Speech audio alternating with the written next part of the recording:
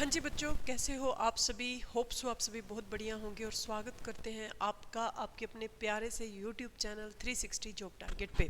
तो देखिए, HSSC group D की भर्ती के लिए आपके दिमाग में अभी कोई भी वहम नहीं होना चाहिए। अभी आपको जल्द ही नोटिफिकेशन दिखेगी, तो अपने सबसे पहले तो आप अपने डॉक्यूमेंट भी रेडी रखें, क्योंकि बाद में डॉक्यूमेंट बनते नहीं है और फिर उसके बाद में एग्ज़ाम फॉर्म फिलिंग की डेट निकल जाती है। सबसे पहला मैसेज तो मेरा यही रहेगा कि अभी आप अपनी कमर कस लीजिए, डॉक्यूमेंट भी रेडी रखिए और अपनी तैयारी को भी बहुत बेहतरीन तरीके से बनाइए। अब मैं आज की इस लेक्चर में जो बात करनी चाहूँगी कि 2026 का जो ग्रुप डी का एग्ज़ाम है उसको किस हिसाब से आपने क्रैक करना है, उस पे मैं आज सारी की सारी बात करूंगी तुम लोगों से। तो देखिए, 2026 का जो ग्रुप डी का एग्ज़ाम है ना, आप इसको एक तरीके से जो बच्चे नौकरी लेना चाहते हैं भी, एक बार कोई भी नौकरी मिल जाए, जिनकी मंशा ये है, उसको एक तो गोल बना लीजिए, क्योंकि ये बहुत गोल्डन है। रिजल्ट भी जल्दी आएगा, सारी चीज़ें जल्दी होंगी। तो इस वजह से मैं ये बात बोल रही हूँ कि जो ये बच्चे सोच रहे हैं कि एक बार नौकरी लग जाए, कोई भी लग जाए, फिर उसके बाद में हम अपने आप देख लेंगे कि एक बार हमारा जो लेवल है वो सेट हो जाए बढ़िया तरीके से, तो उसको आप एक तरीके से गोल बना लीजिए। अब पेपर क्रैक कैसे करना है, सबसे पहले हम कितनी चीज़ों पे बात करेंगे। मैं आपको एक चीज़ बता दूं कि सिलेबस हो गया, बहुत सारे बच्चे कौन सी गलती करते हैं उस पर भी बात करूंगी। सिलेबस हो गया, ठीक है, रिवीजन हो गया, उसके बाद में प्रैक्टिस होगी, इन तीनों पे मैं बात करूंगी। देखिए, सबसे बड़ी बात जो है ना, वो बच्चे ये काम करते हैं कि कुछ एक जो 51% बच्चे हैं उनको अच्छे से सिलेबस ही नहीं पता होता, भाई सिलेबस है क्या। अच्छा, उसके बाद में जो 20% कैंडिडेट ऐसे होते हैं जो जो सिलेबस पता है उसका 70% सिलेबस करते हैं और बोलते हैं कि जी हमारी तो तैयारी हो गई, ठीक है, और हम तैयारी हो गई, और उसके बाद में अब वो पेपर देने जाते हैं और पेपर पास होता नहीं। ठीक, तो ये गलती हमें नहीं करनी। सबसे पहले तो अपने को ये पता करना है कि एचएसएससी ग्रुप डी का सिलेबस क्या है एक्यूरेट। एक तो जो आपको पता है कि कौन सी चीज़ कितने नंबर की आनी है, उसके बाद में आप जो प्रीवियस ग्रुप डी के एग्ज़ाम हैं उनको भी थोड़ा सा झांकिएगा, वहाँ से एग्जैक्टली आपको सिलेबस पता लगेगा कि कौन से चैप्टर से कौन से क्वेश्चन आए और इसको किस हिसाब से हमने क्या करना है, हैंडल करना है। तो सबसे पहले तो मैं आपको यही बात बोलना चाहूँगी कि सिलेबस के साथ साथ आपको प्रीवियस ईयर पेपर जो है वो भी देखने हैं, प्रीवियस ईयर पेपर, ताकि आपको एग्जैक्टली पता लगे कि कौन सी चीज़ जो है वो कितने नंबर की आएगी। ठीक है, तो अब प्रीवियस ईयर पेपर की अगर आप यहाँ पर बात करें ना, तो प्रीवियस ईयर पेपर आपको मतलब कि या तो किसी शॉप से आप देख सकते हैं कि प्रीवियस ईयर पेपर, उसके साथ में कुछ प्रैक्टिस पेपर भी मिल जाए, और मैं ये सजेस्ट करूंगी कि जितना हो सके ऑफलाइन प्रीवियस पेपर लगाइए। जो आप गूगल पे जाके क्वेश्चन प्रैक्टिस करते हैं, मैं उसको प्रैक्टिस मानती ही नहीं हूँ, क्योंकि आपका एग्ज़ाम ऑनलाइन नहीं होना, आपका एग्ज़ाम ऑफलाइन होना है। तो आप शीट पर दीजिए एग्ज़ाम और उसको पूरी तरह से एनालाइज कीजिए, ठीक है। अच्छा, अब सिलेबस आपको पता है, जो हुक्म का इक्का साबित होंगे चैप्टर, वो मतलब कि एक तो होएगा मैथ, साइंस, ठीक है, और उसके बाद में जीके, जीएस। अच्छा, हिंदी बहुत इजी होती है, अगर हिंदी भी नहीं करते फिर तो आप रेस से बाहर हुई, ठीक है। उसके बाद में इंग्लिश बहुत सारे बच्चों की वीक होती है, तो मैं यही बात बोलूँगी भाई, इंग्लिश में 4 से 5 नंबर का आपको रास्ता जो है वो तय करना है। जिसकी वीक भी है ना, तो कम से कम 4 से 5 नंबर तो आप लेंगे ही, वो भी मैं बताऊंगी कैसे लेंगे आप, ठीक है, हिंदी इंग्लिश। और उसके बाद में जो इजी सब्जेक्ट है रीजनिंग, इनको तो मैं रेस मानती नहीं हूँ। मैं ऐसे सोचती हूँ कि हिंदी हो गया, इंग्लिश हो गया, ये तो सबको आने ही चाहिए, हिंदी हो गया, रीजनिंग हो गया, ये तो सबको आने चाहिए। और इंग्लिश में 4-5 नंबर आप ले सकते हो या 2-3 नंबर आप ले सकते हो, ठीक है। नेगेटिव मार्किंग है नहीं पेपर में, वो भी बताऊंगी कि किस टाइप से आपको लेने हैं। अच्छा, अब बात करते हैं जी मैथ की। तो मैथ जो ज़्यादातर एग्जाम में आता है वो आता है भाई अरिथमेटिक आपका। जैसे कि आपको पता होना चाहिए कि प्रॉफिट एंड लॉस हो गया, ठीक है, प्रॉफिट एंड लॉस है, परसेंटेज है, आपका SI हो गया, सिंपल इंटरेस्ट हो गया, कंपाउंड CI हो गया, कंपाउंड इंटरेस्ट हो गया, रेलगाड़ी वाले क्वेश्चन हो गए, LCM HCF के हो गए, कैलकुलेशन वाले क्वेश्चन जो हैं। तो मैं बच्चों को यही बात बोलूँगी, अर्थमेटिक पे फोकस कीजिए। अभी आपके पास में 4 से 5 महीने पड़े हैं। मैडम की भी लाइव क्लास यूट्यूब पे हम रखवा रहे हैं, आपको बहुत अच्छा मैथ जो है वो मैम करवाएंगे। आपकी जो क्लास रहेगी वो 3 to 4 रहेगी मैथ की क्लास, ठीक है। तो मैडम को मैंने बोला कि मैम आप अलग से एक ऐसी वीडियो बना दीजिए जिसमें HSSC ग्रुप डी में मैथ कैसा आता है, किस टाइप से आता है, क्योंकि जो सब्जेक्ट का टीचर होता है उसको ज़्यादा बेहतरीन पता होता है, तो वो आपको बहुत बेहतरीन तरीके से आपको करवाएगा, ठीक है। तो वो मैडम को मैंने बोला कि जल्दी आपके सामने एक वीडियो ऐसी आ जाएगी जिसमें आपको मैम इंपॉर्टेंट चैप्टर बता देंगे कि HSSC ग्रुप डी में इंपॉर्टेंट चैप्टर कौन से आते हैं मैथ में। अब साइंस है जी मेरा सब्जेक्ट, और साइंस आनी है 15 नंबर की। मैं आपको बोलती हूँ कि साइंस में 15 में से 13 प्लस नंबर आपको दिलवाने मेरी गारंटी है, बस आप मेरे को फॉलो करते रहिए, ठीक है।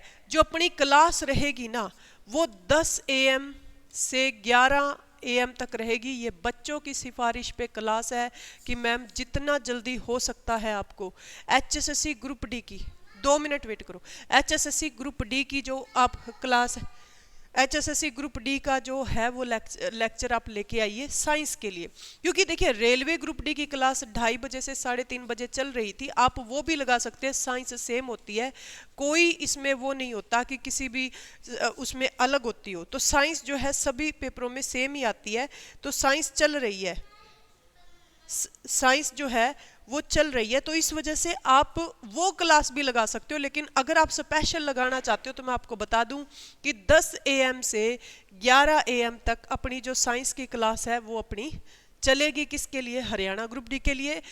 जितना भी चाहे आपका बायोलॉजी का पोर्शन है, ठीक है, किसका पोर्शन है? बायोलॉजी का, ठीक, चाहे आपकी केमिस्ट्री है, चाहे आपकी फिजिक्स है, ठीक है, चाहे बायोलॉजी है, चाहे केमिस्ट्री है, चाहे फिजिक्स है, चाहे ये तीनों की तीनों जो चीज़ें हैं ना, इन तीनों चीज़ों पे आप क्या करेंगे? बहुत बढ़िया तरीके से क्या करेंगे? वर्क करेंगे।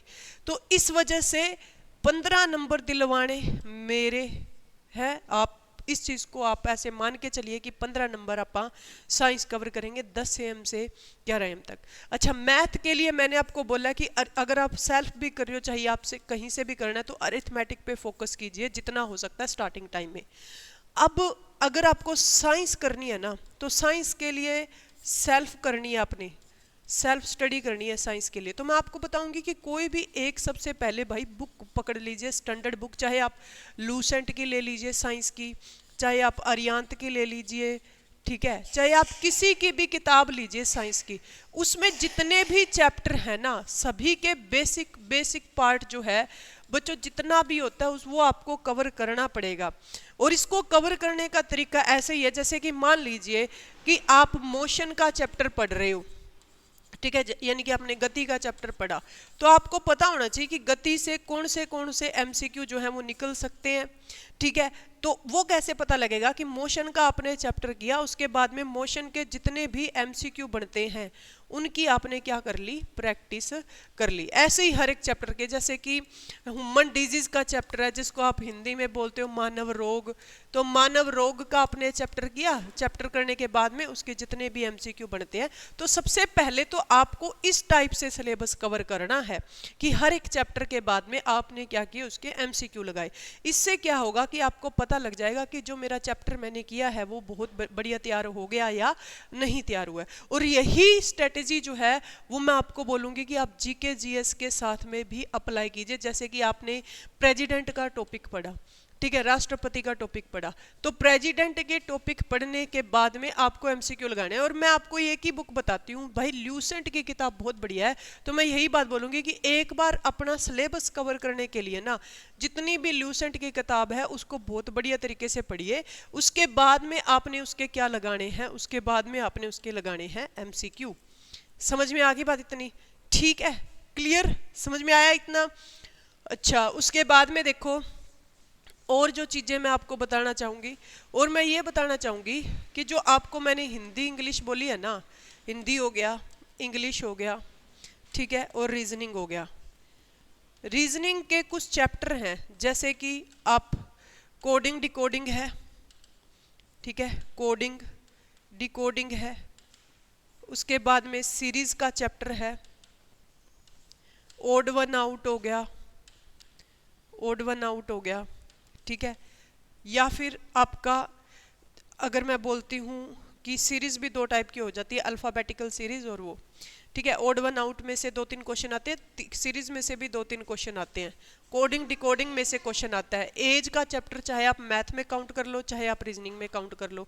अच्छा, उसके बाद में देखो मैथ का चैप्टर चाहे आप इधर से कर लो, मतलब कि एज का चैप्टर चाहे आप मैथ में काउंट कर लो, चाहे आप रीजनिंग में काउंट कर लो, वो करना ही करना है। उसके बाद में अच्छा रीजनिंग में ही कैलेंडर से क्वेश्चन आ जाएगा, ठीक है, क्लॉक से क्वेश्चन आ जाएगा आपका, डायरेक्शन टेस्ट जो होता है, डायरेक्शन का दिशा वाला चैप्टर जो होता है। तो ये चैप्टर हैं, ये आपको करने ही करने पड़ेंगे, इनके क्वेश्चन आपको प्रैक्टिस करने पड़ेंगे। ये बहुत ही आसान सी चीज़ें हैं, अगर आप इनको भी नहीं करते हो तो रियलिटी में एग्ज़ाम नहीं क्रैक होता। अब 4 से 5 महीने में, ये तो मैंने आपको ओवरव्यू दिया है कि इस टाइप से, अब 4 से 5 महीने में आपको ग्रुप डी का एग्ज़ाम क्रैक करना है, तो आपको क्या करना पड़ेगा, डेली मान लीजिए कि अगर आप मैथ कर रहे हो तो मैथ और रीजनिंग में से एक को चूज कर लीजिए कि भी एक बार मैं मैथ शुरू कर लेता हूँ, रीजनिंग को 2 महीने मैथ कर लूँ, फिर उसके बाद में कर लूँगा, ठीक है।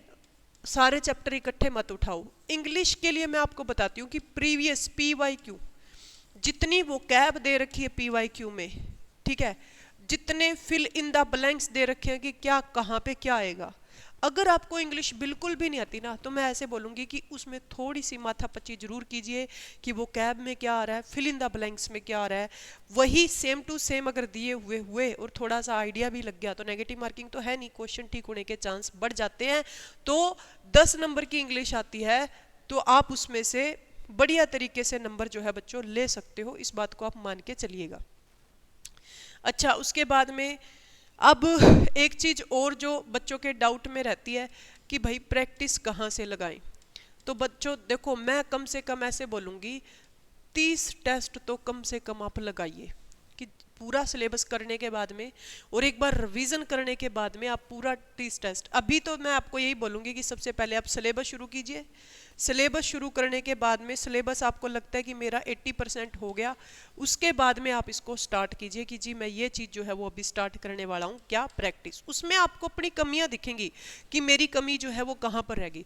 जब वो प्रैक्टिस में जो आपको कमी दिखेगी और उसको आप सुधारोगे ना, यहीं पे सुधार लोगे तो बढ़िया, लेकिन जब वो पेपर में आपको दिखेगी ना तो फिर थोड़ा सा दिक्कत आपको हो जाएगी, क्योंकि देखिए यहाँ पे जब कमियाँ पता लगेंगी तो सुधर जाएंगी, पेपर में तो फिर चांस ही गया ना। उसके बाद में देखो एक चीज़ और मैं आपको बताऊं, मतलब कि अगर आप फतेहाबाद के नज़दीक हो तो हमारे पास में भी आ सकते हो। ऑफलाइन बैच अपना स्टार्ट है और ऑनलाइन बैच भी अपना स्टार्ट होने वाला है, ये दोनों इकट्ठे स्टार्ट होंगे 23 फरवरी को, ऑफलाइन और ऑनलाइन बैच, ठीक है। ऑफलाइन एंड ऑनलाइन बैच हमारे जो हैं वो इकट्ठे शुरू होंगे 23 फरवरी को। तो आप 23 फरवरी को मतलब कि उससे पहले आप क्या कर सकते हैं, डेमो देख सकते हैं यूट्यूब पे हमारी क्लासेस अवेलेबल रहेंगी। जैसे कि मैंने बोला कि 10 AM से टू 11 AM तो किसकी रहेगी, अपनी साइंस की रहेगी। फिर उसके बाद में 1 PM टू 2 PM जो आपकी क्लास रहेगी वो आपकी किसकी रहेगी, GK GS की क्लास रहेगी, हरियाणा GK लगा लो आप, और पॉलिटिकल साइंस वगैरह की। उसके बाद में 2 PM से 3 PM टू 3 PM फिर से किसकी क्लास रहेगी, आपकी साइंस की क्लास रहेगी विद GK मिक्स, मेरी ही क्लास रहेगी ये। उसके बाद 3 PM टू 4 PM जो ये आपकी क्लास रहेगी, ये आपकी रहेगी मैथ की क्लास। तो इस वजह से इसको मौका नहीं गंवाना, बहुत बढ़िया से इसकी प्रिपरेशन करनी है, बहुत बढ़िया से आपने तैयारी करनी है अगर आपने एग्ज़ाम क्रैक करना है तो। साफ साफ बात मैं आपको यहाँ पे बता रही हूँ, ठीक है। और बाकी भाई तैयारी करो, कम से कम अभी 6 से 8 घंटे 6 to 8 आवर्स आपकी स्टडी आपकी होनी चाहिए डेली की, ठीक है। और बाकी अगर आप फतेहाबाद के नज़दीक हो तो गौशाला रोड विजिट कीजिए भाई, 360 जॉब टारगेट इंस्टीट्यूट। और नंबर मैं आपको बता देती हूँ, बाकी आपको डिस्क्रिप्शन में भी मिल जाएगा पूरा का पूरा एड्रेस भी और सारा का सारा। आप आके विजिट भी कर सकते हैं और इस नंबर पे कॉल करके व्हाट्सएप करके बैच की इन्फॉर्मेशन ले सकते हैं। Thank you so much to all of you.